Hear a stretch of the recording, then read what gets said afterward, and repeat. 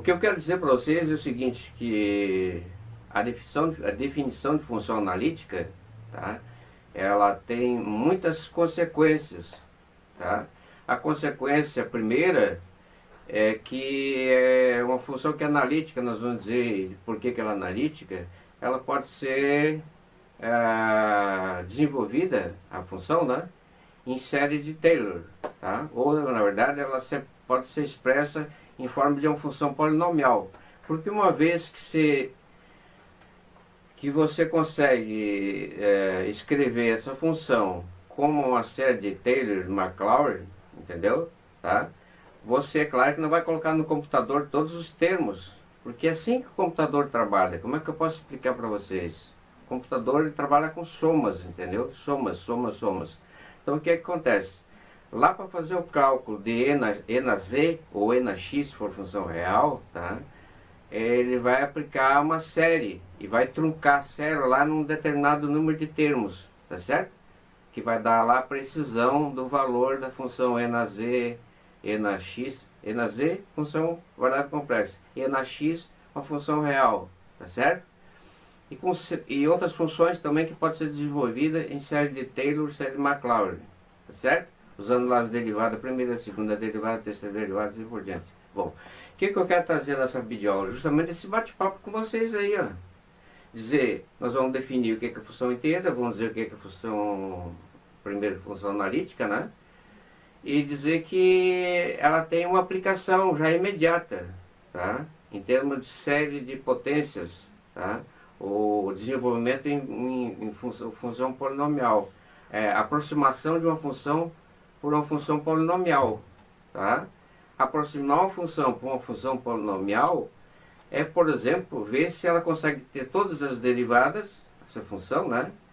Naquele ponto considerado, na vizinhança daquele ponto considerado, e você conseguir desenvolver ela em função de séries de Taylor, de Maclaurin. Vão aparecer lá as potências de Z. Z na 1, Z na 2, Z na 3, Z na 4. Esse Z na E, ou X na E, na N e tal, são polinômios. Tá? Então lá você trunca lá a série na determinado tempo, você vai aproximar a função por um polinômio. É isso que está. Certo? Legal? Uma aplicação. A outra aplicação que tem é que uma função analítica, tá, implica, tá, é uma condição suficiente que, se ela for analítica, ela pode ser, ela obedece às equações de Cauchy-Riemann, certo? E depois lá das equações de Cauchy-Riemann para frente, então lá vai ter lá suas implicações, subimplicações lá para frente, tá? Sem contar na parte, como eu falei, que as teorias das funções analíticas tem muita aplicação na teoria dos resíduos, esse tipo de coisa, série de outros tipos de série que não seja série de potências, tá?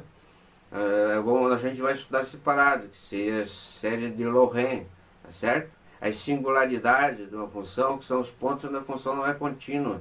E se ela não é contínua, será que ela pode ser redefinida de tal maneira que ela possa ser contínua? Então são os pontos singulares essenciais e os pontos singulares removíveis, tá? Você pode remover a singularidade e torná-la contínua, tá? Tem muitas aplicações. Então, teoria dos resíduos, para calcular uma integral lá em cálculo diferencial integral, você pode pegar uma função de variável complexa, achar os resíduos dessa função, tá certo? Achar os resíduos dela e calcular aquela integral complicada, que não seria possível calcular por métodos de integração lá do cálculo diferencial. Então essa é uma aplicação na teoria dos resíduos, por exemplo. Olha só, série de Lorentz, estou falando de série de Lorentz, que são funções, são séries que são, não é potência de Z na N, é 1 sobre Z quadrado, 1 sobre Z na terceira, ao contrário. Tá? Eu estou fazendo bem um apanhado meio que geral, para vocês saberem a distinção. Existem funções que são Lorentz, série de Taylor, funções polinomiais, e funções que são não contínuas em determinado ponto, onde você pode expandir ela em série de Lorentz, mas daí é outra coisa, daí vem a teoria dos resíduos, muita outra coisa. E aplicação lá na física, tá? Como definir então o que é uma função analítica? Então, vamos definir o que é uma função analítica? Então, para isso, nós estamos trabalhando com vários complexos. Então, esse aqui, C aqui, é o conjunto dos números complexos. Então, nós vamos ter aqui um plano complexo, tá? Plano complexo x, y, certo? Essa função vai estar definida em U. U para nós é um conjunto aberto. U, um conjunto aberto. Tá certo? Por que a gente toma o U como conjunto aberto? Tá? Se vocês estão estudando matemática, isso aqui, essa introdução é mais para quem está estudando matemática, tá? Porque o que vai interessar para o aluno que é da graduação em engenharia é expandir a função em série de Taylor e saber quando é que ela é possível. E nós vamos ver as condições necessárias e condições suficientes. Então, esse U é um conjunto aberto, por quê? Porque eu tenho que ter certeza que se eu pegar um elemento A, um Z0, vou colocar Z0 aqui, um Z0, que é igual a X0 mais Y0 I, tá certo? Constante aqui, fixo para nós. Tá? E de modo geral, essa função aqui, f de z para nós, tá certo? Vai estar levando um elemento lá no contradomínio, que é um outro plano complexo, onde eu vou ter U e vou ter V, tá certo? Então, a nossa f de z, um z igual a x mais yi, um número complexo qualquer, parte real, parte imaginária, xy pertencente aos números reais, tá certo? Então, f de z vai ser definida por uma função u de xy, que é a parte real da função f, mais uma v de xy vezes o i. Eu vou colocar bem afastado aqui, porque o i está multiplicando a função v, tá? Então isso aqui nós vamos colocar f de z como sendo igual a um w, tá certo?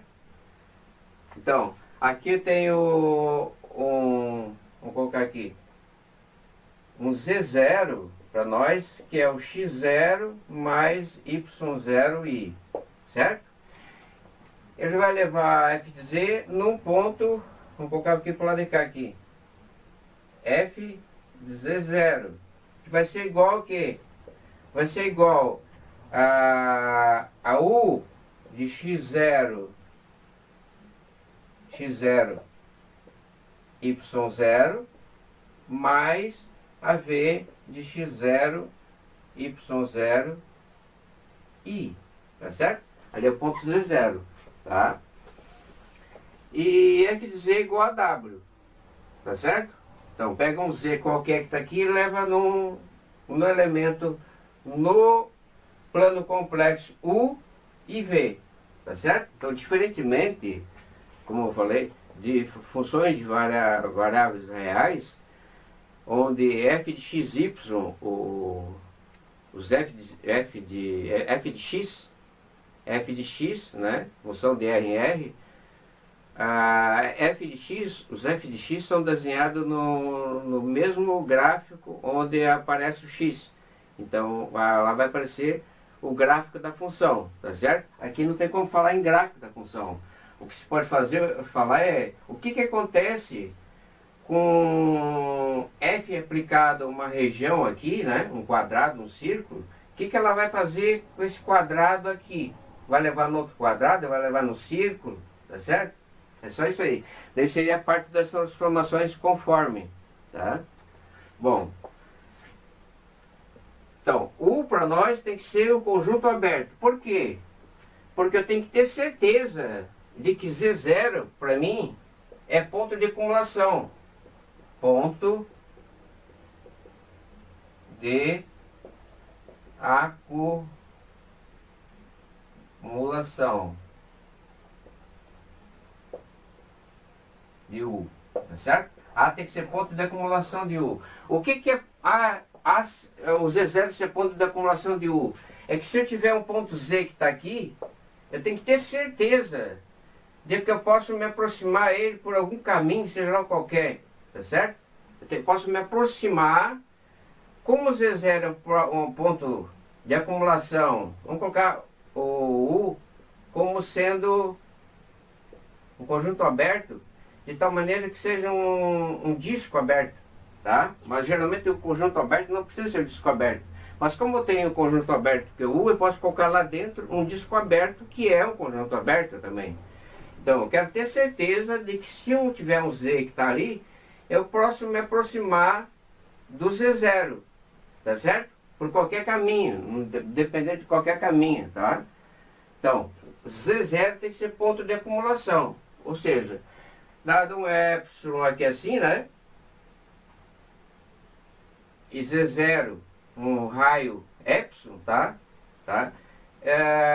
Sempre vai existir um ponto Z que vai estar aqui dentro, tá? Se eu diminuir mais ainda, um epsilon menorzinho ainda, dentro do disco de centro Z0 e raio epsilon, tá? Eu sempre vou conseguir outro Z do conjunto U que está aqui dentro. Então significa que eu vou poder me aproximar desse ponto Z0. O ponto é um ponto de acumulação. Todos os pontos estão acumulados aqui dentro. Legal? Todos os pontos estão acumulados ali ao redorzinho, na vizinhança, chamamos de vizinhança. Tá? Pessoal, antes de prosseguir com a definição que nós queremos de função analítica, eu quero dar uma batida, tá? Quero bater nessa questão do conjunto U nosso ser um conjunto aberto. Tem que ser um conjunto aberto. Então, o que é um conjunto aberto? Quando ele não consegue, quando ele não tem a fronteira, tá? A fronteira, certo? Isso aqui é um conjunto aberto. Um conjunto aberto, U é aberto, sem somente ser dado um ponto A aqui, ó, tá? Como eu estou falando aqui, estou falando tanto nos reais, nos planos complexos, em qualquer espaço métrico, tá? Então, o conjunto U meu aqui, um conjunto aberto, tá? Se todo A é ponto interior, ponto interior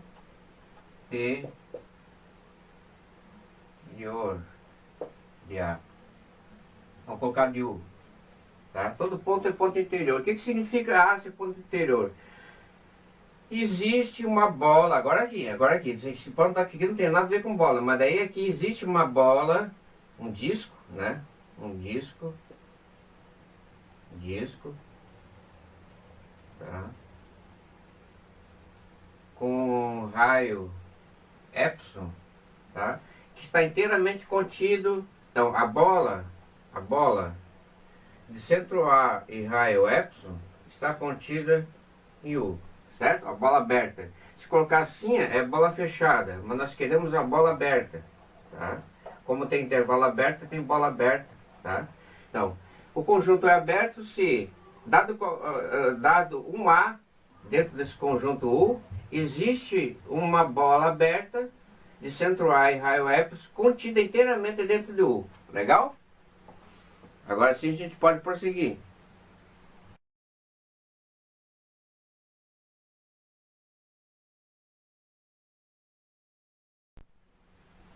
Então vamos à definição então de função analítica. Então seja a nossa função f definida no conjunto aberto, tá?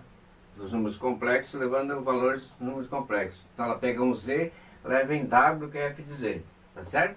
Então, f é analítica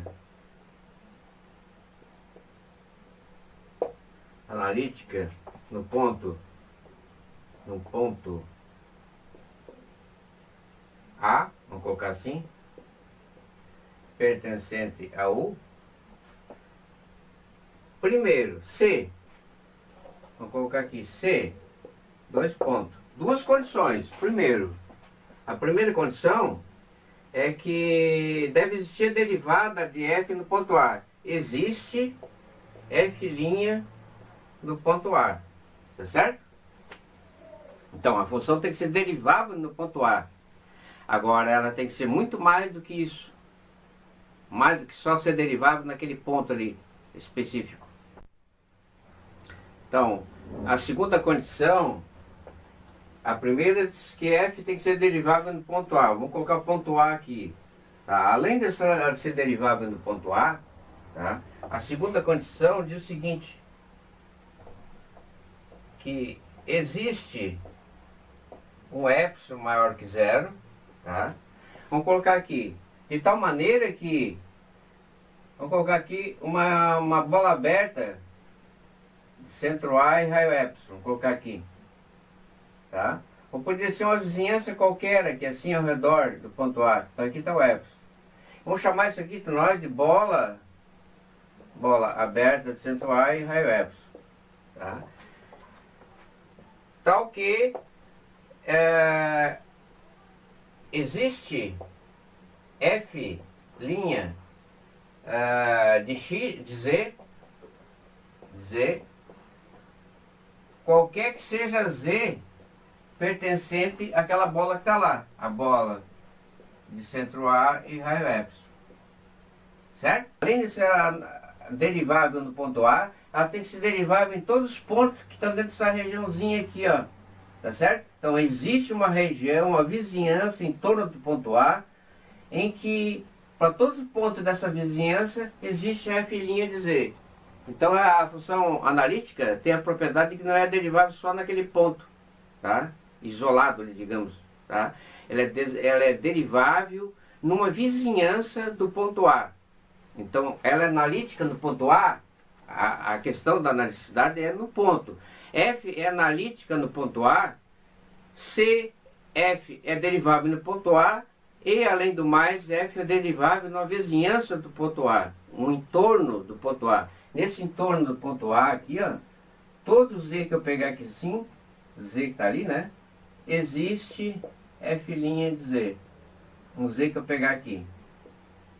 Tá certo? O certo epsilon que eu tiver ali.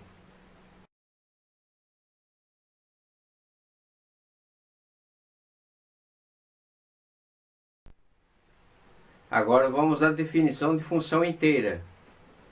Então, f definida no aberto U contido nos complexos, levando valores nos complexos. Então, a função de variável complexa dividida no aberto, tá certo? Então, f é dita inteira quando f for analítica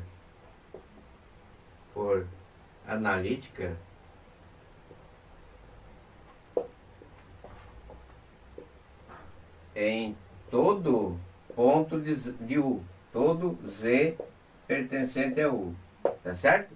Então, a questão aqui é o domínio. Esse aqui é o domínio da função, né?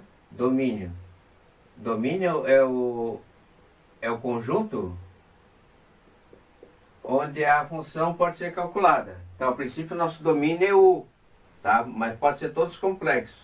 Então, ela é dita inteira, uma função inteira, quando for analítica em todo ponto de Z, de U. Ou seja, se eu pegar um A lá dentro do U, tá certo? Vai existir uma vizinhança em torno do A em que ela é derivável.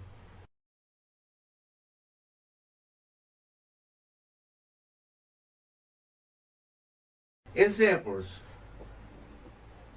de funções analíticas. Primeira,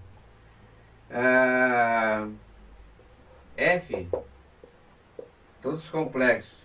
Os complexos, então o domínio dessa função é todos complexos. Eu posso pegar um z que está aqui e levar em e na z. Então a nossa função f de z é igual a e na z. Tá? A nossa é aquela extensão da função exponencial, mas tida como valores complexos, e na z. Tá? Ela é uma função inteira? Sim, né? O domínio dela é todos complexos. Eu posso calcular e na z para todo número que seja complexo. Tá certo? Para todo número que seja complexo. Além do mais, existe f'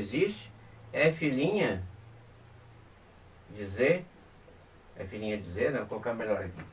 Existe f' de Z para qualquer que seja Z pertencente a esse complexo. Tá certo? E o que vai ser f' de Z? F' de Z é como variável real, é E na Z, é a própria E na Z. Então se f de Z é igual a E na Z, f' de Z é E na Z, tá certo? É derivável, obviamente, em todo ponto A, tá? Essa derivada aqui é verdadeira em todo ponto A e em torno desse ponto A também, tá certo? Outro exemplo de função inteira. As funções inteiras são as funções as melhores possíveis de serem trabalhadas, porque além de ser analítica em alguns pontos do domínio, né, ela é analítica em todo o domínio. Outra função, vamos colocar um exemplo aqui, 2. F de Z igual a seno de Z. Essa função está definida em todos os complexos, elevando valores complexos. Então o domínio dela é todos complexos. Eu posso calcular E na Z. E na Z é definida como E na Z mais E na menos Z sobre alguma coisa, tá? E a cosseno também. Tem uma definição em termos de função exponencial, tá? De tal maneira que tudo que você faz para seno de x, para a função de R em R, vale para E na Z como função de variável complexa, tá legal? Então, existe f' de Z que é igual ao que? A cosseno de Z, qualquer que seja Z pertencente aos complexos, tá? Então ela é derivável em todo ponto do domínio, dos complexos. Obviamente se ela é derivável em todo ponto do domínio, aí pegando uma vizinhança em torno desse ponto que eu estou considerando derivada, ela vai ser derivável nessa vizinhança, tá?